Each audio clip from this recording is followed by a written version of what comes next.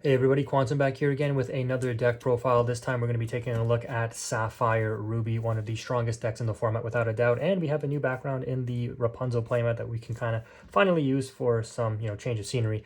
Regardless though, these deck profiles, putting them together in real life now, to bring you guys the real life gameplay does take a lot of time. So if you do like and enjoy these videos, a like and a comment and subscribing if you do want to see more content does help. But let's go ahead and jump straight in. So of course, without a doubt, any Sapphire deck, the heart of Sapphire now is the Popsicle engine. So of course we're playing 4 Popsicles, the card that replaces itself, that synergizes with Hiram to draw cards. Not too much additional explanation is needed there. The thing that is variable, you can opt to play different ratios, is how many ice blocks. I've seen 2 to 4 in these builds, depending on how aggressive you want to be with the strength-based removal. But I find 3 is a decent number. Again, this card is recurable with the Tamatoa if you need it. It synergizes with Brawl, with Cesu, Empowered Sibling, and the Madame Medusa potentially. Really good, to like ice block down a Beast Tragic Hero or Robin Hood Champion of Sherwood, and then being able to brawl it is very, very nice as well. And then, weakening things so that you can 8-drop the 8-drop Cesu and wipe out cards that you normally wouldn't be able to wipe out is very strong as well. So 3 of them, not 4, because again, it's uninkable, but it is a very powerful card in my opinion. And instead of the 4th ice block, I've opted to include 1 Shield of Virtue. This is a pretty interesting tech option, I think, and I do like it simply for the fact that it gives you some additional counterplay against locations, which we know Ruby Sapphire can sometimes suffer with, especially when they are very aggressive with the location drop, because you essentially depend on Maui and or like Grammatala early on in order to out that location. And having the Shield of Virtue just gives you extra counterplay. If you have like a Hiram and a Grammatala, you might say like, okay, I can drop the Maui and run into it, but if you don't have Maui, you can Grammatala, run into like a Queen's Castle, Hiram, run into a Queen's Castle, ready up the Grammatala, run into the Queen's Castle again, and out it that way, because that's like 7 damage. You can ready up Maui, that's 12 strength going into something as well. And it just helps you protect threats as well. So if you want, you can like ready up a Hiram after you quest with it. So if your opponent doesn't have any other way to out the Hiram other than challenging, you can do that as well. Just a couple of good synergies in this deck, which is why I've opted to include 1 copy of Shield of Virtue in my build. I've talked about this before, but one of the reasons I don't really like Ruby Sapphire as much as Sapphire Steel is because you have to play cards like Develop Your Brain still. Now, this is still a very good card, and you have to play this, in my opinion, because your engine and the way that this deck functions is really centered around, can I set up my ink and my, I don't want to say board state, but like hand state, so I can just keep dropping bomb after bomb after bomb. And in order to do that, you do need to see your ramp. You do need to see some of your draw engine, which is basically the Hiram. And this card, along with Grammatala, allow you to do that, right? So you don't really care about the negative tempo. You don't really care about, maybe losing an inkable card that you may have to, hopefully not, but skip an ink for a turn or something in order to scry for what you need, because you play cards that play around that. You play things like 1 Jump Ahead, you play Fishbone Quill, you play How Far I'll Go. So those cards can ink for you for the turn, even though 1 Jump and How Far I'll Go are uninkable. But you do need to just continually scry through your deck so that you can start developing your hand to set it up for the threats that you need to close out the game. And this is a card that does that. It's really good in the early game, especially when you need to dig for those early answers. Maybe you need a Brawl, maybe you need an item for Hiram, maybe you need whatever it is, right? And hopefully you can find it with this card in order to facilitate your end game plays a little bit faster and more efficiently. So the reason why I said I like it, I like Sapphire Steel more than Sapphire Ruby for this, because Sapphire Steel doesn't play this card anymore, is because you've replaced this card in Sapphire Steel with Fortisphere.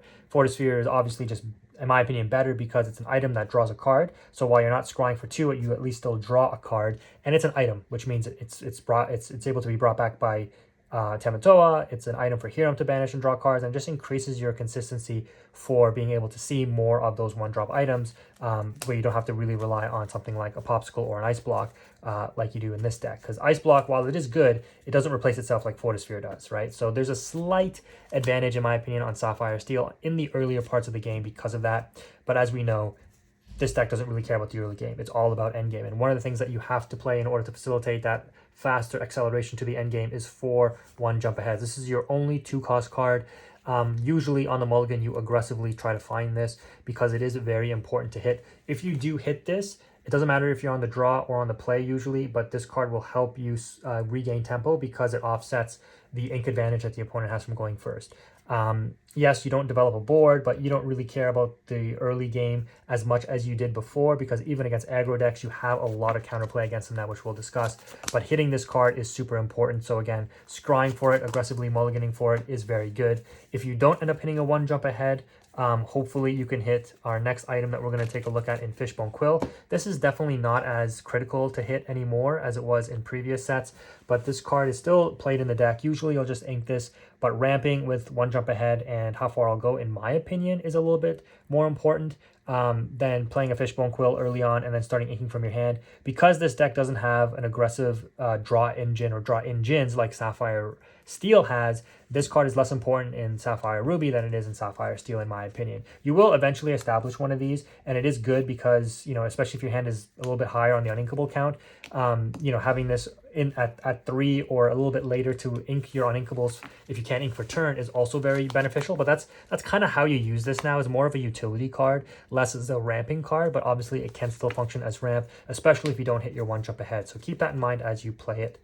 Our only 3-drop character is the double Cesu Emboldened Warrior. So this card is interesting. I don't think you have to play it, but what's nice is if you know what matchup you're going up against, this card could be something that maybe you keep on your draw or mulligan for, because it can help facilitate your play into the big Cesu early, right? Once you hit 6 ink, which is usually before turn 6, thanks to your ramp, you can shift it onto this. And this card in the early game, we know how strong it is, right?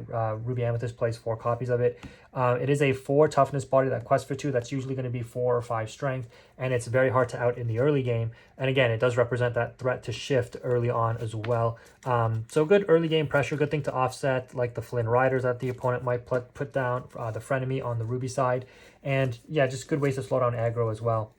Your main tool though against aggro and, you know, those pesky Emerald decks is Brawl. Now, this card, in my opinion, how should I say this? I don't want to say it's like super skillful to use, but you have to know when is the right time to use this. A lot of people just see a Diablo on the other side of the board and just think like, okay, I'm just going to play this right away. Your opponent, if your opponent is a good player, they probably want you to do that. You have to be very strategic with how you use this card and think about what's more important: slowing the opponent down or establishing my curve. Playing this in the later parts of the game is definitely a little bit more impactful in my opinion, unless you really do need to slow down like an aggro deck that plays like Lilos and like questing for 6 a turn or something, and you're like, yeah, I need to slow them down.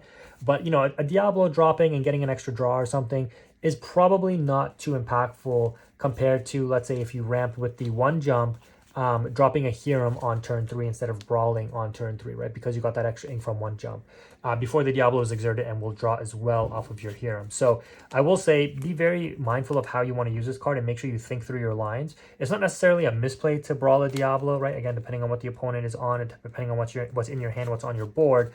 But I do see a lot of people using this card incorrectly, and you just want to be very careful that you make the right play or the optimized play based on your situation. Next up, we've got I'm going to say the most important card in the deck, but the Hiram. I guess technically it's not the most important card, but I think you do absolutely need to see Hiram at some point in the game, because every time I play against Ruby Sapphire, whenever the opponent does not see Hiram, I win the game. When they do see Hiram, especially if it survives more than 1 turn, I usually lose the game.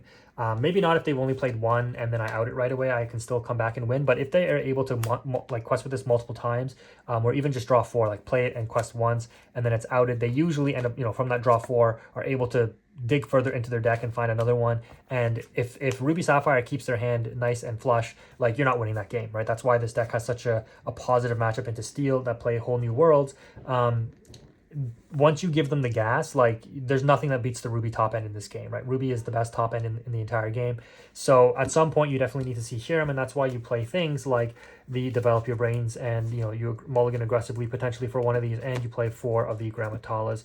I tried using 3 of these, but I do think that it's pretty much good at 4, because at worst it's ink, and a lot of times you will ink this. But if you don't have the Hiram on turn 3, if you've ramped, or on turn 4 if you haven't, playing this to just scry further and find what you need again is very important. This is also a 3 toughness body, which can be relevant depending on the matchup, like I was explaining earlier, throwing it into locations, readying it up with that 1 Shield of Virtue if you have it, or using this in combination with the Maui, right? If you have this on field already, drop the Maui. That's a total of 8 damage, or no, 9 damage, right? Because 3 plus 6 into a location. That's going to out everything, including an opposing McDuck Manor, if you do see that. So Grammatala, I think, at 4 is pretty solid.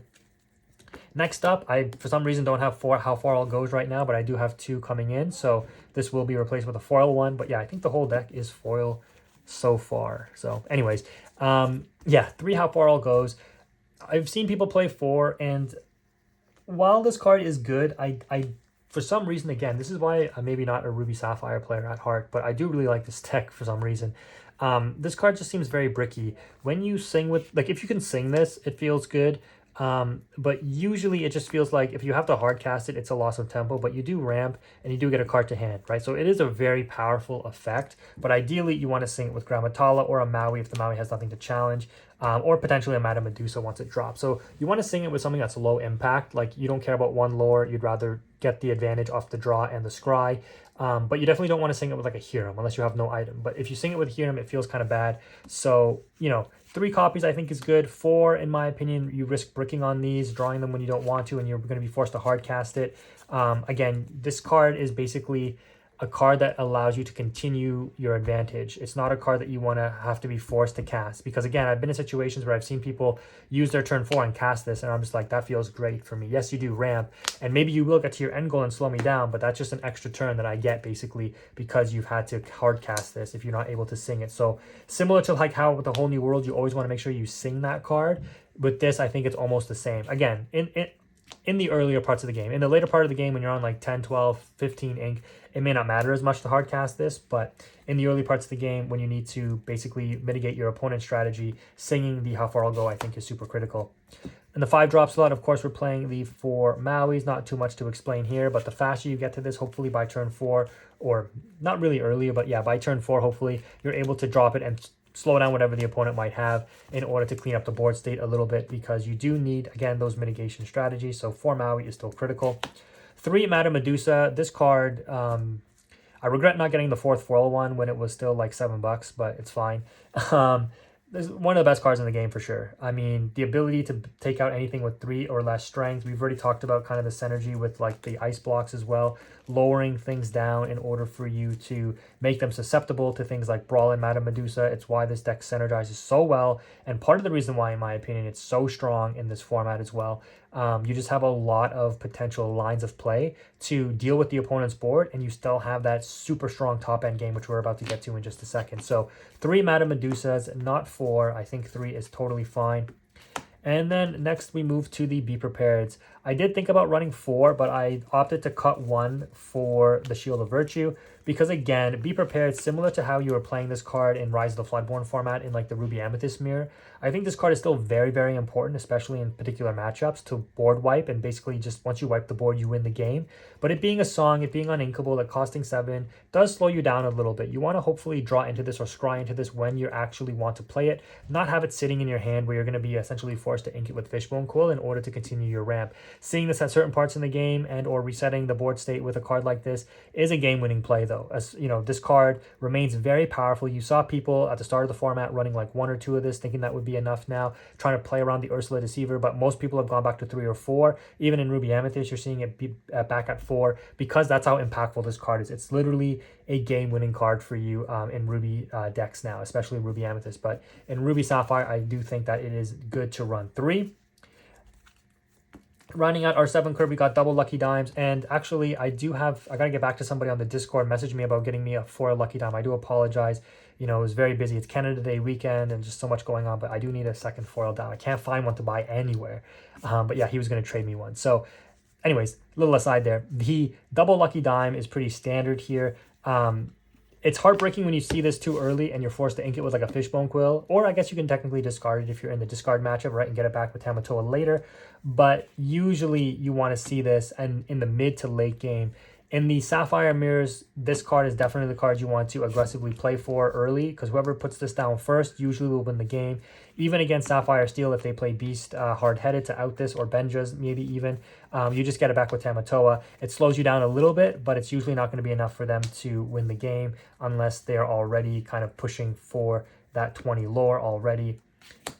Next up, we've got the triple Cesu. I do like 3 copies in this deck. This card, is pretty versatile despite it seeming kind of weak. And I remember when I looked at this card at first, I was like, yeah, I don't think this card is going to be too relevant. But, you know, seeing how it combos nicely with Ice Block, seeing it how it deals with just the way the metagame has shaped up is insanely powerful. This card is, again, similar to the Be Prepared, a potentially game-winning card. It's I don't want to say a Be Prepared on a body, but it almost kind of is, right? And it quests for 3. It's a 5/4 body, so it can also help take out relevant threats. It does get Zeus, though, but because of that on-play effect and the fact that you can play it early with the shift potentially, thanks to you playing those 2 copies of the Emboldened Warrior, even though that's a pretty rare occurrence, does give this card a lot of versatility in the format right now. And the main reason why this card is so good is basically because of ward characters, right? Mainly Bucky, right? But other ward characters come to mind, and this card just really destroys that, right? When you think about like Muses, Prince John, Bucky, Cogsworth, etc., this card just wipes all of that out because you don't need to ice block those cards down. I mean, you can't because they have ward, but it wipes everything out. The only thing it doesn't deal with on the Sapphire Steel side is an aerial treasure collector, right? The thing that will have 5 lore if you have more items than your opponent. That card is very good in this matchup. You basically have to be prepared it. Next up, on our top end, we're closing it out. This is the only other non-foil in the deck because I only have 1 foil Maleficent, and I don't really want to buy 3 more, but I wouldn't play it anyways. But 4 Tamatoas and 4 Maleficent Dragon. Not much to say here. These are your closers. The Maleficent Dragon just opts as additional top end. Usually Madame Medusa is going to be enough for you to drop, but having 4 of these is just contingency. Most of the time, these are going to be ink. You'll rarely need to play them, but having this card in a clutch situation when your opponent's on like 18, 17 lore and they can potentially close out the game, just being able to drop this knowing that you can out the ready threat is very, very relevant.